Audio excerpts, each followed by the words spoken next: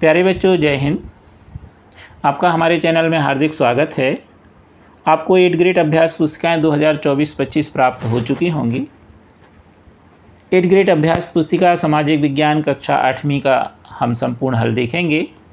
आप वीडियो देख करके स्क्रीनशॉट लेके नोट्स बना लीजिए और साथ ही अपने विषय शिक्षक से चेक करा लीजिए। अभी तक आपने हमारे चैनल को सब्सक्राइब नहीं किया तो कर लीजिए।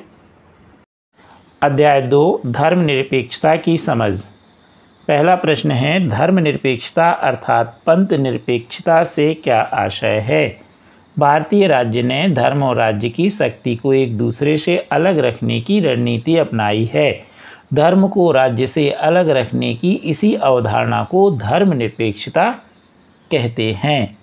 प्रश्न दूसरा है, धर्म को राज्य से अलग रखना महत्वपूर्ण क्यों है। लोकतांत्रिक समाज में धर्म को राज्य से अलग रखने का एक महत्वपूर्ण कारण यह है कि हम लोगों के धार्मिक चुनाव के अधिकारों की रक्षा करनी है। इसका अर्थ यह है कि देश के किसी भी व्यक्ति को एक धर्म से निकलने और दूसरे धर्म को अपनाने या धार्मिक उपदेशों की अलग ढंग से व्याख्या करने की स्वतंत्रता होती है।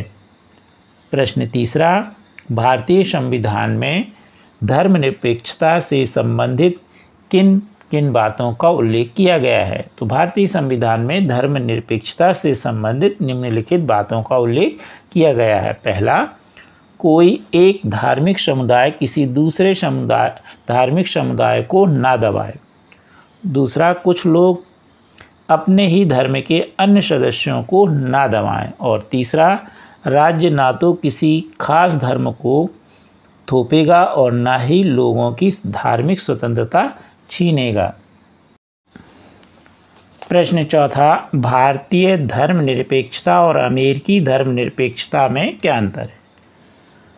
भारतीय धर्मनिरपेक्षता में राज्य को धार्मिक मामले में हस्तक्षेप करने की छूट दी गई है, लेकिन अमेरिकी धर्मनिरपेक्षता में राज्य और धर्म दोनों को ही एक दूसरे के मामलों में किसी तरह का दखल नहीं दे सकते।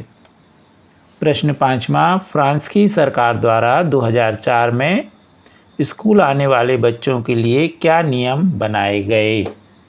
तो फ्रांस की सरकार ने फरवरी 2004 में फ्रांस में एक कानून बनाया। इस कानून में प्रावधान किया गया है कि कोई भी विद्यार्थी इस्लामी बुर्का, यहूदी टोपी या बड़े बड़े ईसाई क्रॉस जैसे धार्मिक अथवा राजनीतिक चिन्हों या प्रतीकों को धारण करके स्कूल नहीं आ सकता।